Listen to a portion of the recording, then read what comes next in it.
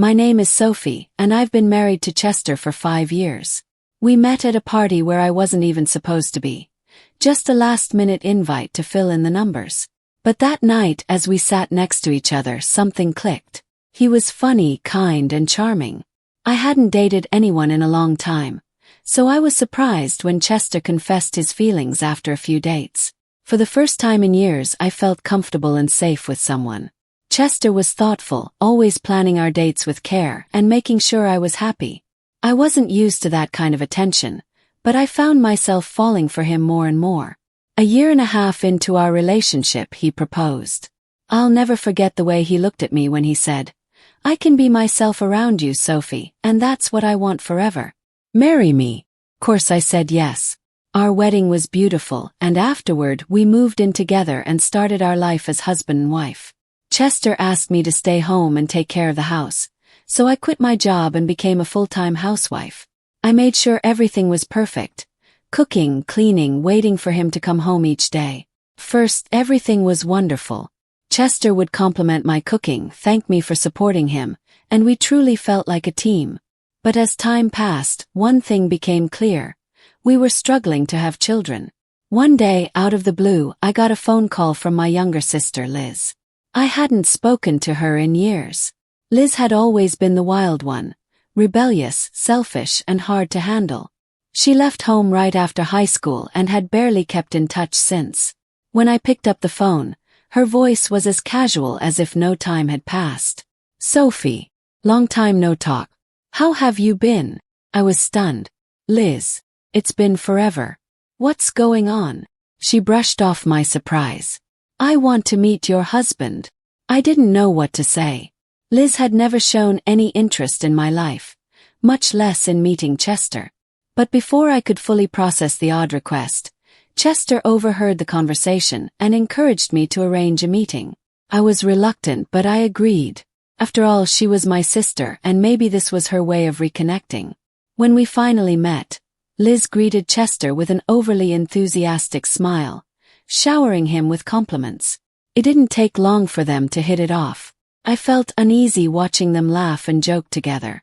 Chester seemed happy to get along with Liz, and I tried to convince myself it was a good thing. After all, wasn't it nice that my family could connect with him? But something about the way Liz acted didn't sit right with me. She started visiting more often, and while she was no longer rude like before, I couldn't shake the growing discomfort. Little did I know, these visits would lead to a devastating betrayal. While I was busy taking care of my mother, who had developed some health issues, things between Chester and me started to feel different. Mom needed regular medical visits, and her condition was getting worse. I decided to spend more time with her, leaving Chester alone at home more often. He seemed fine with it at first, even encouraging me to go. "Your mom needs you," he said. "I'll be fine here." But as time passed, something didn't feel right. I was balancing caring for Mom and trying to keep the house in order, but Chester started to seem distant. He wasn't visiting his father, Bert, much either, who had fallen seriously ill and had been hospitalized after a stroke. When I went to see Bert, he looked at me with tired eyes and asked, "Why hasn't Chester come to visit? Is he okay?" I didn't know how to answer. Chester had told me he was too busy with work, but Bert's condition was serious. He needed family around, and I began to wonder why Chester was avoiding the situation. It felt strange, but I didn't push it at the time. 3 months later, Bert's condition worsened and he passed away. During all this time, Chester hardly visited him. It broke my heart to see Bert leave this world without his son by his side. After the funeral, I returned home, ready to discuss our future and how to handle my mother's growing needs. But what I came home to was far worse than I could have imagined. After I returned from taking care of my mom, I got a phone call that shattered everything. It was Liz. She started off casually, but then her words hit like a sledgehammer. "Sophie, I'm pregnant," she said, almost proud. I was shocked. "What? You're pregnant? With who?" She laughed. "You'll never guess. It's Chester." My heart stopped. "Chester. My husband, Chester." "Yep," she replied, her voice oozing with smugness. We've been seeing each other and it just happened. Could hardly breathe. How could my own sister do this to me? And Chester, the man I trusted and loved. I was speechless, my mind spinning. I mean, let's face it, Sophie, Liz continued. I'm more suited for him than you are. You can't even have kids, and let's be honest, I'm prettier. If I had met him first, I would have married him. I was shaking with anger and disbelief. What are you saying? You had an affair with my husband, and now you're trying to justify it. It's simple, she said coldly. We fell in love. What I'm trying to say is you, the infertile, useless one, should leave. Chester and I are going to build a life together. I hung up, numb and broken. I rushed home to confront Chester, still hoping somehow this wasn't real. But when I walked through the door, there he was, standing there with a smile as if nothing had happened. You're the worst, I said, my voice trembling. He didn't even deny it. It's your fault. You couldn't have kids. Liz got pregnant right away. I felt the ground beneath me give way. I stood there, staring at Chester, trying to process the betrayal. Liz walked in, rubbing her belly with a smug smile. Sorry I got pregnant so fast, Sophie. Guess I'm just more compatible with Chester, she said, laughing. Chester chimed in. We're going to build a happy home together. You should go live with your mom. It's better that way. I felt a surge of anger, but I kept calm. Fine, I'll leave, I said, my voice steady. But you're leaving too. They both looked confused. What are you talking about? Chester asked, his smile fading. This is my house. No, I said. It was your father's house. After he passed, it didn't go to you. He left it to your uncle. I already spoke to him, and this house is going on the market. Their faces went pale. What do you mean? Chester stammered. Bert was disgusted with you, I continued. Maybe he even knew about the affair. He left everything to your uncle. So this house is no longer yours. You'll have to find somewhere else to live. Liz's confident expression faltered. We can stay with Mom then, she said, trying to sound strong. I shook my head. Mom cut ties with you, Liz. She doesn't want to see you, and she won't let you stay with her. You weren't there when she needed you. Liz looked stunned, and Chester was frozen in shock. I grabbed my things, told them to pack up and leave, and walked out the door, leaving them with nothing. I left that house behind, but I knew I needed to secure my future. I quickly submitted the divorce papers and hired a lawyer to demand compensation from both Chester and Liz. I wasn't going to let them walk away without consequences. I made sure Chester's workplace received the legal papers, ensuring his wages would be garnished if he failed to pay what he owed. I was determined to move forward no matter what. I moved back in with Mom and we decided to start fresh. Our old family home wasn't practical anymore. It had too many stairs, and Mom's health made it hard for her to live there. So we sold it and moved to a new, handicap-accessible apartment. It was comfortable, with wide spaces and minimal furniture, perfect for Mom to navigate easily. Felt like a new beginning for both of us. With the income from selling the family home, I also turned the land into a parking lot, bringing in a steady income. It was practical, and it made sure Liz and Chester had no way of coming back to claim anything. I found a new job which gave me a sense of independence and purpose. For the first time in a long time, I felt free from the weight of betrayal. Mom and I settled into our new routine. Life was peaceful, and I finally felt like I was moving on from the heartbreak. But then, out of nowhere, Liz called. Out of the blue, my phone rang, and it was Liz. I hadn't heard from her since I left, and I wasn't sure what to expect. Her tone was angry. What the hell, Sophie? Why is our family home a parking lot? She snapped. I stayed calm. Oh, you went back. Figured you would. That's why Mom and I had it taken care of. We knew you'd try to come crawling back, thinking you could just take over. But there's nothing left now, is there? Liz was furious. You can't just destroy our family home. It's done, Liz. You and Chester need to take care of yourselves now. Stop looking for the easy way out. You've got a child on the way. Start acting like an adult. Don't underestimate me, she barked. I'll prove I can do this. Good luck, I replied calmly. That child deserves a responsible parent. Don't mess it up. Liz hung up after that, still full of pride. Part of me hoped she would really change and step up as a mother. The child didn't deserve to be caught in this mess. Months passed, and I heard through the grapevine that Liz had finally left Chester. He didn't work much, wasn't helping with the baby, and Liz decided it wasn't worth staying with him. She went back to working night jobs to support herself and her child, raising the baby on her own.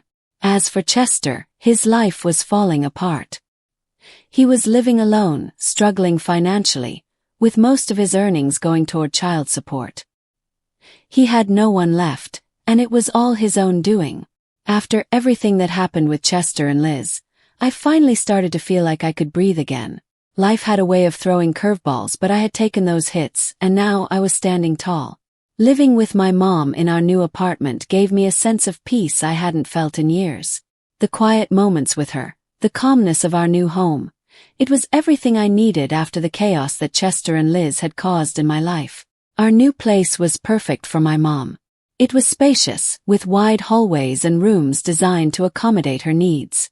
The stress of managing a home that wasn't suited for her had vanished. It was refreshing to wake up every morning and not worry about stairs or the challenges of our old house. It was a new chapter for both of us, and I was determined to make the most of it. With the income from the parking lot we set up on the land where our family home once stood, I was able to focus on my job and start saving up for the future. I found work that I enjoyed, and it gave me a sense of purpose. I no longer felt tied down by the weight of my past with Chester. Instead, I felt free to create a life I actually wanted, not one where I was constantly catering to someone else's needs. During this time, I rarely heard from Chester or Liz. I knew they were struggling. Word had spread that Liz left Chester. Apparently, once their baby was born, Chester didn't step up. He wasn't there to support her, wasn't working consistently, and wasn't being the father she hoped he would be. She realized quickly that being with him was a dead end. Liz, for all her flaws, knew when to cut her losses, and she did just that. She left Chester, took their child, and started working night jobs to make ends meet. Despite her previous arrogance, I hoped for the best for Liz.